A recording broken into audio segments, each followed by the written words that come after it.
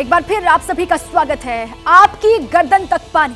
जी, क्या घोटालों के आरोपों में अरविंद केजरीवाल बुरी तरीके से फंस चुके हैं?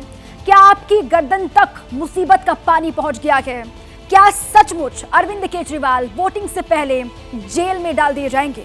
ये सवाल इसलिए क्योंकि शराब घोटाले के बाद दिल्ली जल बोर्ड घोटाले से दिल्ली के मुख्यमंत्री अरविंद केजरीवाल का नाम जुड़ गया है। बड़ी खबर आपको हम दे दें, शराब घोटाले के बाद ईडी ने जल बोर्ड केस में केजरीवाल को समन जारी किया और पूछताछ के लिए उन्हें आज पेश होने के लिए कहा गया है। अब केजरीवाल पेश होंगे या फिर नहीं होंगे, इसको लेकर तस्वीर साफ नहीं है, यानी सस्पेंस बरकरार है। लेकिन एक बात जरूर साफ है कि ये एक के बाद एक कई समन से केजरीवाल की मुश्किल बढ़ती हुई दिख रही है। हालांकि आम आदमी पार्टी से राजनीतिक बदला बता रही है, लेकिन इस घोटाले में कितना सच है और क्या सच है, इन मामलों में केजरीवाल का किरदार क्या है, आज इसी को आप समझिए।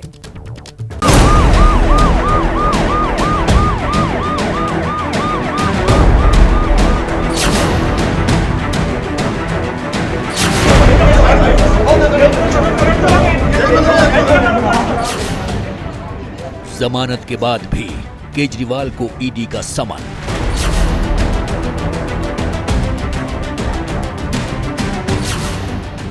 जामे शराब घोटाले के बाद जल के जंजाल में फंसे दिल्ली के मुख्यमंत्री।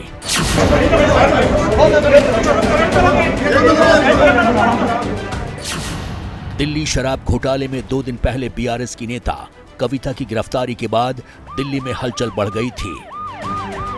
केजरीवाल को लेकर तरह तरह की अटकलों से सियासत गर्म होने लगी थी। इसी बीच चुनाव की तारीखों के ऐलान होते ही ईडी के 2 समन ने आम आदमी पार्टी के मुखिया की मुसीबतें बढ़ा दी हैं। तो क्या सीक्वेंस ऑफ इवेंट्स है कि अरविंद केजरीवाल जी कोर्ट जाते हैं, कानूनी प्रक्रिया का सम्मान करते हैं, कोर्ट उन्हें बेल देती है और समन लीगल है कि नहीं है उसको एग्जामिन करना शुरू करती है, लेकिन मोदी जी उसका वेट नहीं कर सकते हैं। मोदी जी इंतजार नहीं कर सकते हैं कि कोर्ट अपना फैसला देगी। उन्होंने शाम को ही अरविंद केजरीवाल जी को 2 और समन भिजवा दिए। ईडी ने दिल्ली शराब घोटाला मामले में 9वां समन भेजा। वहीं दिल्ली जल बोर्ड स्कैम के मामले में भी समन भेजकर हाजिर होने को कहा। जल बोर्ड घोटाला मामले में ईडी ने केजरीवाल को 18 मार्च के दिन पूछताछ के लिए बुलाया है। ये क्या है? ये कैसी गुंडागर्दी है? आज के दिन पे ईडी और सीबीआई मोदी जी के दोनों गुंडे बन के रह गए हैं। हमने देखा कि किस तरह से, जिस तरह हम बॉलीवुड की फिल्मों में देखते हैं कि बॉम्बे में कोई बड़ा सा डॉन है और उसके 2 गुंडे हैं, जो भी उस डॉन का विरोध करता है गुंडे जाके उसके साथ मार पिटाई कर देते हैं। यही ईडी और सीबीआई कर रही है। जो मोदी जी का विरोध करता है, ईडी और सीबीआई उसके पीछे पड़ जाती हैं। आम आदमी पार्टी समन के खिलाफ आवाज उठा रही है और मोदी सरकार को कटघरे में खड़ा कर रही है, लेकिन बीजेपी केजरीवाल को भ्रष्टाचारी बता रही है। देखिए, अरविंद केजरीवाल का अब सम्मान नहीं है, अब अरविंद केजरीवाल को सिर्फ सम्मान है। ऐसा लगता है कि अरविंद केजरीवाल का हर विभाग में जहां हाथ रखिए वहीं भयानक घोटाला हो रखा है। ईडी समन के उल्लंघन मामले में मिली जमानत के बाद नई मुसीबत में फंसे केजरीवाल अब क्या करेंगे? क्या ईडी के सामने वो पेश होंगे या फिर किसी बहाने पूछताछ से दूरी बनाएंगे? इसको समझने से पहले दिल्ली जल बोर्ड घोटाले को समझिए। किस वजह से ईडी ने केजरीवाल को समन भेजा है? केजरीवाल की इस मामले में भूमिका क्या है? स्टेट ऑफ द हेड हैं, दिल्ली सरकार के मुखिया हैं, मुख्यमंत्री हैं। वैसे तो वो किसी मंत्रालय को अपने पास रखते नहीं है, लेकिन किसी मंत्रालय में उनके बगैर कोई काम हो नहीं सकता है, क्योंकि चीफ मिनिस्टर हैं। जिसको बुलाया जा रहा है वो गवाह भी हो सकता है ना, तो एक गवाही के रूप में आपको बुलाया जा रहा है। लेकिन अब उससे क्या होना है कि जब कोई व्यक्ति बिल्कुल सामना ही नहीं करना चाहता, तो फिर उससे लगता है कि दाल में कुछ काला है। दिल्ली जल बोर्ड घोटाले का मामला नया नहीं है। ईडी का केस सीबीआई की एफआईआर और दिल्ली एंटी करप्शन ब्रांच से जुड़ा है। ईडी दिल्ली जल बोर्ड के 2 मामलों में कथित भ्रष्टाचार की जांच कर रही है। इस संबंध में जुलाई 2023 में ईडी ने दिल्ली, एनसीआर, केरल, चेन्नई में 16 जगहों पर छापेमारी की थी। ये छापेमारी दिल्ली जल बोर्ड के अधिकारी, एनबीसीसी के लोग और कुछ निजी संस्थाओं पर हुई थी। आरोप है दिल्ली जल बोर्ड की टेंडर प्रक्रिया में कई नियमों को ताक पर रखा गया था। करोड़ों करोड़ों रुपए की लूटपाट जल बोर्ड में मचाई गई है पिछले 8-9 सालों में। अरविंद केजरीवाल जब सत्ता में आए थे तो जल बोर्ड फायदे का सौदा था, 1000-1200 करोड़ रुपए प्रॉफिट में था। वो तो मेरिट पर पार्टिसिपेट सभी करते हैं, लेकिन ये भी एक खुला सच है, एक ट्रुथ है, कड़वा सच है कि स्टेट हेड जिसको चाहते हैं उसकी तरफ फैसला झुक जाता है। तो इस मामले में मुख्यमंत्री अपने आप को अलग नहीं कर सकते, निर्दोष सिद्ध नहीं कर सकते जब तक कि प्रक्रिया न्यायालय पूरी न करे। सवाल है कि जल बोर्ड में घोटाला कैसे हुआ और कितने करोड़ का घपला किया गया। दिल्ली जल बोर्ड घोटाले में बीजेपी का आरोप है कि 10 सीवेज ट्रीटमेंट प्लांट को 2 कैटेगरी में बांटा गया। पहली कैटेगरी में केवल अपग्रेडेशन होना था, दूसरी कैटेगरी में क्षमता बढ़ाने का ठेका दिया गया। इसी में सारा खेल कर दिया गया। दूसरी कैटेगरी में क्षमता बढ़ाने का काम होना था। इसके लिए 2022 में दिल्ली जल बोर्ड ने ठेके दिए, जिनकी कुल वैल्यू 1938 करोड़ रुपए के आसपास थी, जबकि इसकी अनुमानित लागत सिर्फ 1500 करोड़ रुपए थी। आरोप है कि लाभ लेने के लिए टेंडर की कुल वैल्यू को करीब 30% बढ़ाया गया।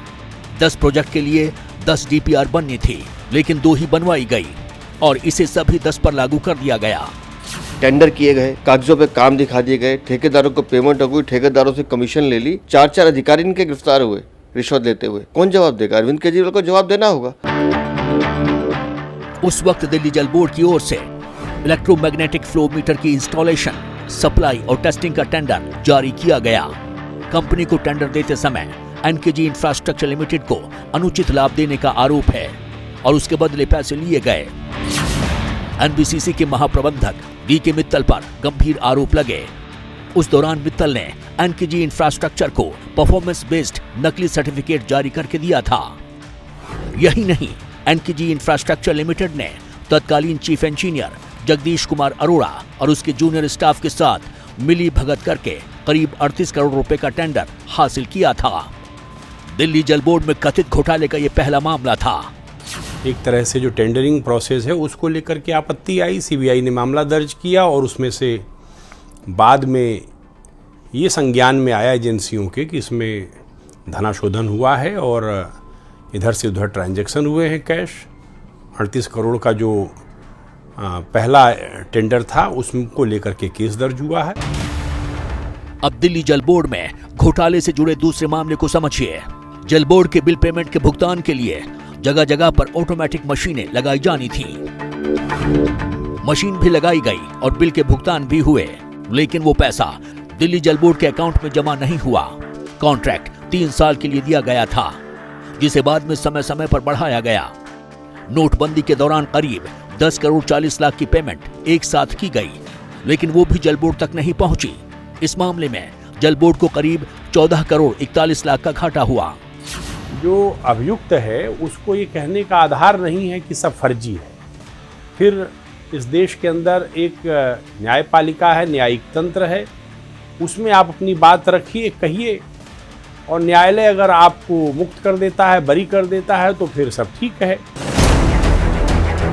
इस मामले की जब जांच शुरू हुई तो पूरे खेल में एनबीसीसी के महाप्रबंधक DK. Mittal, NKG infrastructure limited ने तत्कालीन चीफ इंजीनियर जगदीश कुमार अरोड़ा और उसके करीबों के चेहरे सामने आए, जिनका संबंध आम आदमी पार्टी के मुखिया से मिला।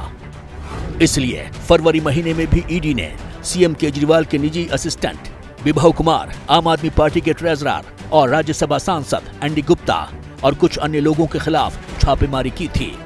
दिल्ली जल बोर्ड के सदस्य शलभ कुमार पर भी रेड की गई थी। एजेंसी ने बोर्ड के चीफ इंजीनियर जगदीश अरोड़ा, देखिए, मैं इसलिए मैं मानता हूँ, कारण ये है कि सबके अपने अपने जो चीज़ें होती हैं प्राइमा फेसाई, उसमें अनियमितता ऐसा प्रथम दृष्टया लग रहा है कि पैसा खाया गया है या मतलब फेवरेटिज्म है। अब वो क्या है इस पर देखिए, चूँकि मैटर्स जब सब जुडिस होता है तो हम कोई एक चीज़ को प्रमाण तो नहीं कह सकते, क्योंकि एक पार्टी एक्यूज़ करेगी, दूसरी पार्टी डिनाई करेगी। सिंपल सी बात है कि इन सब में कहीं ना कहीं ऐसा लगता है प्रथम दृष्टया कि फेवर किया गया है, पैसा खाया गया है। घोटाला का तो मतलब यही होता है। तो सीधी बात है, यही शराब वाले मामले में है, यही जल बोर्ड वाले मामले में है। ईडी का दावा है कि एनकेजी इंफ्रास्ट्रक्चर लिमिटेड ने फर्जी दस्तावेज सबमिट करके कॉन्ट्रैक्ट हासिल किया था। तो सवाल है कि केजरीवाल इसके लिए जिम्मेदार कैसे हुए? क्या उनकी जानकारी में जालसाजी की गई या लाभ का पैसा उनके पास भी पहुंचा था? हालांकि केजरीवाल की भूमिका अभी तक साबित नहीं हो पाई है, लेकिन आरोप ये भी है कि एनकेजी इंफ्रास्ट्रक्चर ने जांच एजेंसी का दावा है कि अरोड़ा के करीबी लोगों को भी कैश भेजे गए थे। इन्हीं गुत्थियों को सुलझाने के लिए ईडी दिल्ली के मुख्यमंत्री अरविंद केजरीवाल से पूछताछ करना चाहती है।